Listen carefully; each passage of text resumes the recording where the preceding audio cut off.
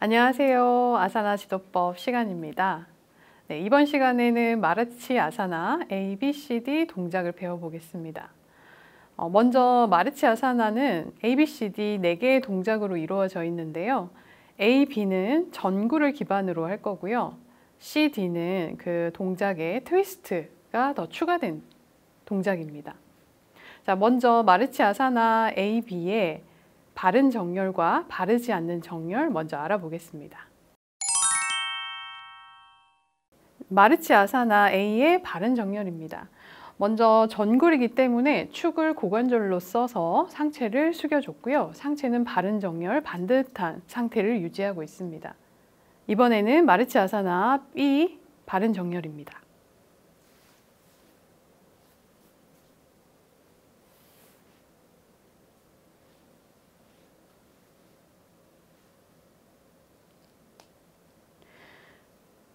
마르치 아사나 B에서는 한 다리를 무릎을 접어서 발등을 반대쪽 다리의 서해부에 깊숙이 끼운 다음에 다리를 무릎을 접어 세워주는 동작이고요. 상체를 숙이는 동작이기 때문에 마찬가지로 고관절을 축으로 써서 전구를 해줍니다. 자세를 보시면 양쪽 엉덩이가 최대한 바닥에 가까워져 있고요. 앞에서 접은 무릎은 바닥을 향하고 세운 무릎은 천장을 향하고 있습니다. 그리고 양쪽 어깨도 정면을 향하고 있죠. 마르치 아사나 A, B의 바르지 않는 정렬입니다. 가장 흔하게 하는 A, B의 바르지 않는 정렬의 예시를 한번 보겠습니다. 자, 먼저 양쪽 어깨를 보시면 정면을 향하지 않고요. 이렇게 측면을 향하고 있어요.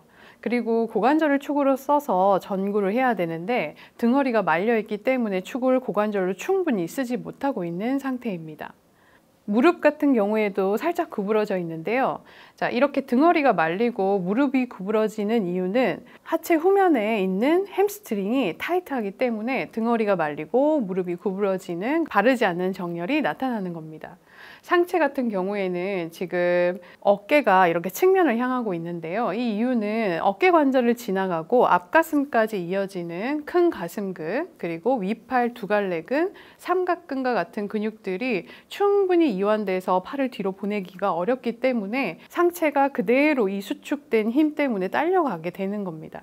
자, 그래서 양쪽 어깨가 정면을 향하지 못하고 이렇게 측면으로 비틀리게 되는 거죠.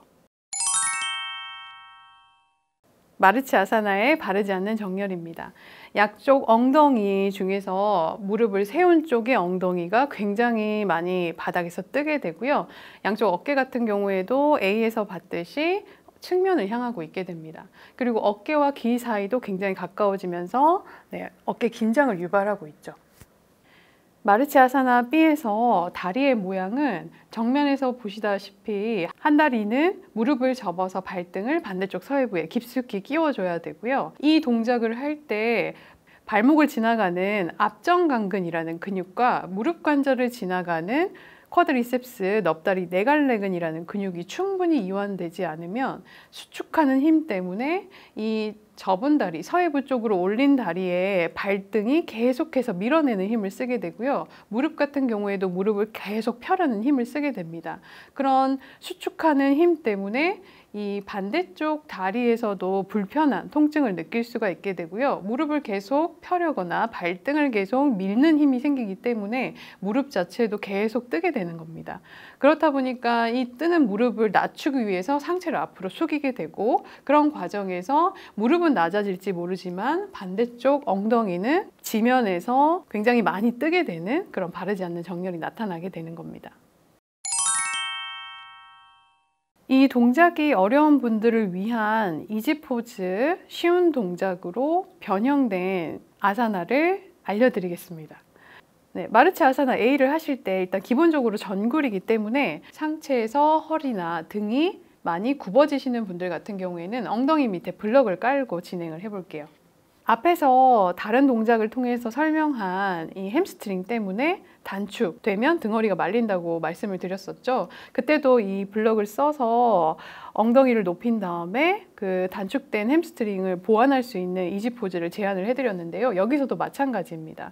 블럭을 써서 엉덩이를 높여서 상체에서 고관절을 축으로 좀 더 많이 쓸 수 있게 도움을 받으시면 되고요. 자, 이 상태에서 상체를 숙여 내려가시고 팔을 등 뒤에서 감아서 내가 충분히 열려있지 않은 이 앞쪽 가슴 쪽의 근육들, 어깨 쪽의 근육들을 무리해서 열려고 하시기보다는 팔을 뒤로 감았을 때 이렇게 스트랩이나 밴드 같은 걸 쓰셔서 두 손의 위치를 조금씩 가깝게 도와주시면 좋아요. 무리하지는 마시고 내 팔이 맞닿을 수 있는 지점까지만 가시고요. 이 스트랩을 이용해서 조금씩 스트랩을 짧게 잡으시면서 동작의 완성을 좀 도와주시면 좋을 것 같습니다. 마르치 아사나 B에서 이지 포즈입니다. 일단 다리의 모양에서 앞에 다리는 무릎을 접어서 발등을 서해부에 무리해서 끼우시기보다는 발등을 바닥 쪽으로 내려놓으신 상태에서 진행을 하시면 훨씬 자세의 완성도를 높일 수가 있어요. 무릎이나 발목의 관절에서 통증이 있으신 분들 같은 경우에는 발등을 서해부에 올리기보다는 바닥으로 내려놓고 진행하시는 걸 추천드립니다. 자, 이 상태에서 상체를 숙여서 내려가시고 마찬가지로 팔을 등 뒤에서 감을 때 어깨가 충분히 열려 있지 않은 경우에는 무리해서 두 손을 잡으려고 하지 마시고요. 밴드나 이런 스트랩을 이용해서 잡아주시면 됩니다. 여기서 조금씩 내 몸이 적응하고 충분히 가동 범위가 열리게 되면은 손을 조금씩 가깝게 만들어 주시면 되겠죠. 마르치 아사나 CD의 바른 정렬과 바르지 않는 정렬입니다. 네, 먼저 C 바른 정렬입니다. 마르치 아사나 CD는 A, B에서 이제 비틀기, 트위스트가 추가로 더 들어간 동작이라고 생각을 하시면 되는데요. 이 회전하는 동작에서는 상체에서 회전할 때 길어져야 되는 근육들이 있고 그 이완돼야 되는 근육이 충분히 이완되지 않으면 상체 회전이 어렵겠죠. 상체가 충분히 회전하게 되면은 어깨, 귀가 긴장되지 않고요. 그리고 상체의 정렬도 허리를 반듯하게 세운 채로 유지할 수 있게 됩니다. 마르치 아사나 D의 바른 정렬입니다. 비틀기를 하기 때문에 마찬가지로 상체가 충분히 회전이 되면은 어깨와 귀의 긴장이 많이 줄어들고요. 상체도 반듯하게 세운 채로 회전이 가능하게 됩니다.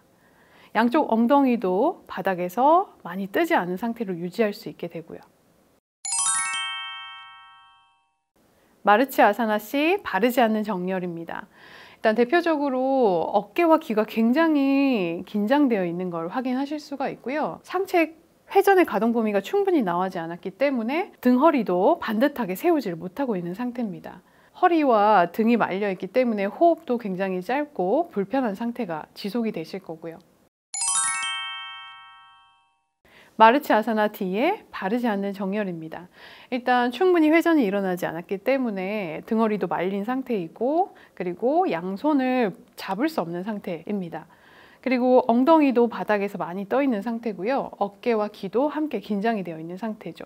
마르치 아사나 C와 D에서는 상체의 회전 가동 범위가 굉장히 중요하기 때문에 흉추를 축으로 해서 상체가 회전을 할 때 충분히 이완돼야 되는 근육들이 있습니다. 대표적으로 정면에서는 4가지 복근 중에서 외복사근과 내복사근이 사선 방향의 결로 충분히 이완되었을 때 상체의 회전 가동 범위가 나오게 됩니다.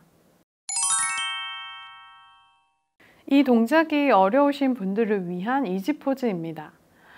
먼저 마르치 아사나 C를 하실 때는 일단 고관절을 축으로 상체를 숙여야 되기 때문에 충분히 하체 후면에 있는 근육들이 이완되지 않으신 분들은 엉덩이 밑에 블럭을 깔고 동작을 진행하시면 됩니다. 자, 그 상태에서 상체를 숙여 내려갔을 때 트위스트를 하셔야겠죠. 많이 내려가지 마시고요. 살짝 상체를 숙인 상태에서 팔을 최대한 깊숙이 넣어 보시되 등허리가 말린다 라고 하시면 더 가지 마시고 상체를 반듯하게 세운 상태에서 팔꿈치로 무릎을 강하게 밀면서 상체 회전율을 덮고요. 반대쪽 팔은 등 뒤로 감으려고 하지 마시고 블록을 이용해서 지지를 해줍니다. 자, 그 상태에서 조금씩 나의 상체 회전율의 가동 범위가 나온다면 블럭의 위치를 반대쪽 엉덩이 쪽으로 조금씩 이동하면서 회전을 도와줍니다. 마르치 아사나 D의 이지 포즈입니다. 일단 다리의 모양이 중요한데요. 무릎을 접고 발등을 반대쪽 서해부에 너무 무리해서 끼우려고 하지 마시고요. 발을 바닥으로 내려놓은 상태에서 진행을 합니다. 그러면 무릎이 과하게 뜨는 것 때문에 엉덩이가 자꾸 뜨는 것을 방지하실 수가 있고요. 양쪽 엉덩이는 안정성 있게 바닥에 지지해 주신 상태에서 상체를 트위스트 합니다.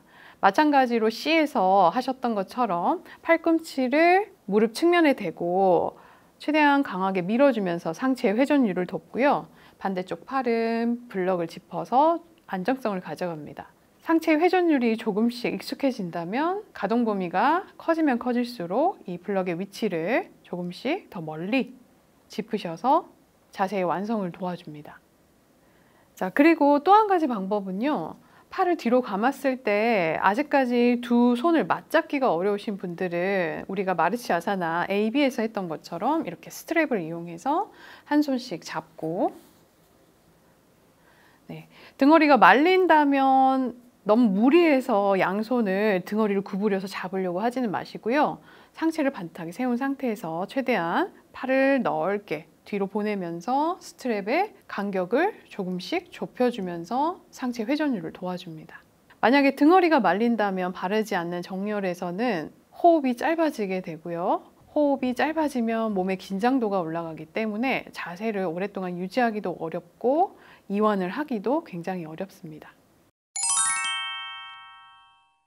마르치 아사나의 완성도를 도와줄 수 있는 예비 아사나입니다. 먼저 비둘기 자세를 취하신 상태에서요. 양쪽 고관절을 지나가는 근육들을 충분히 이완할 수 있게 도와주는 동작입니다. 자, 이 상태에서 상체를 조금씩 숙여가면서 볼기근 그리고 회전근들을 충분히 이완할 수 있게 도와줍니다. 자, 그 상태에서 많이 내려가기 어려우신 분들은 이 자세를 유지한 상태, 그리고 조금씩 익숙해진다면 상체를 조금씩 아래로 내려가면서 엉덩이 뒤쪽에 큰 볼기근과 회전근들의 이완을 도와줍니다. 여기서 이완이 충분히 되신다면 상체를 살짝 올라와서 상체를 회전하기 시작합니다. 그러면 마르치 아사나 C, D에서 상체 회전율이 나오지 않는 분들이 예비 아사나를 통해서 도움을 받으실 수가 있습니다. 네, 조금씩 회전해 볼까요?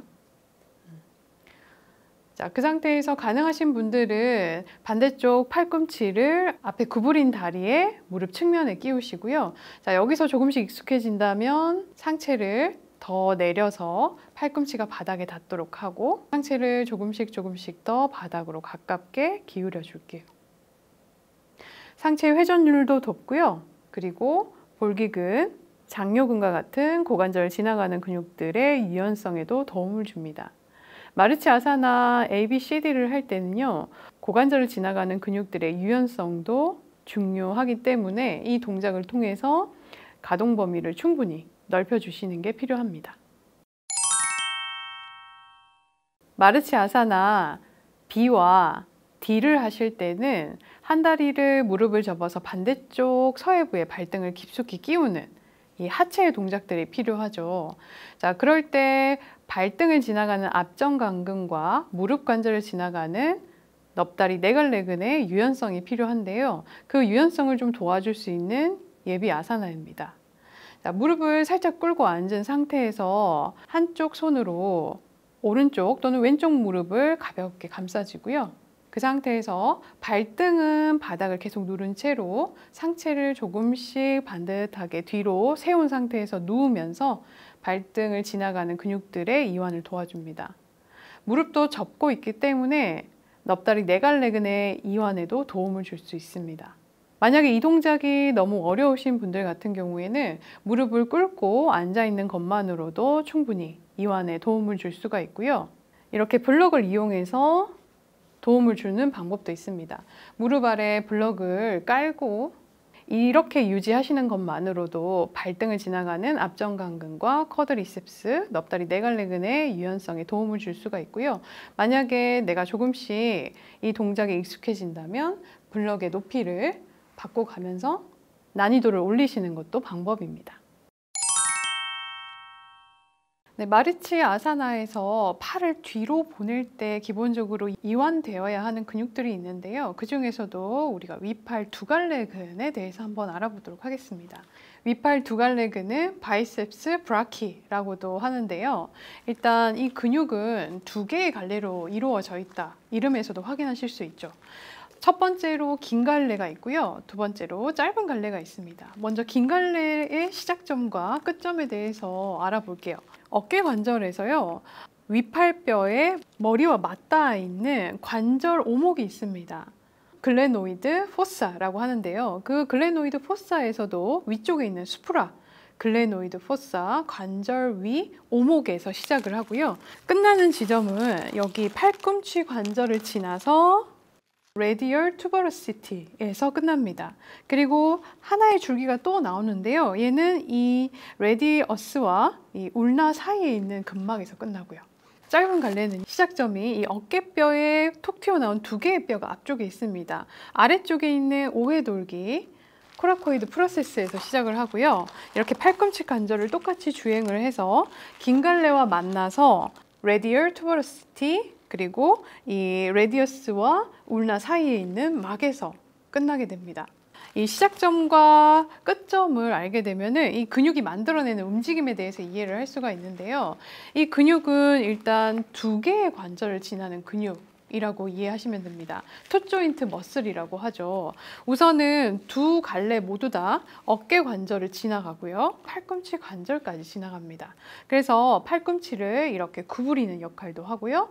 어깨를 이렇게 굽힘하는 역할도 도와주는 근육입니다. 자, 그래서 사실은 팔을 뒤로 보내게 되면 마르치 아사나에서 팔꿈치를 구부리는 것처럼 보이죠. 이 이두근이 이완되는 것이 맞나? 라고 의문을 가질 수 있는데 어깨 관절에서 이 이두근이 길어져야지만이 팔을 뒤로 보내서 반대쪽 발가락을 잡을 수가 있게 되기 때문에 이두근은 길어져야 되는 근육으로 이해하시면 됩니다.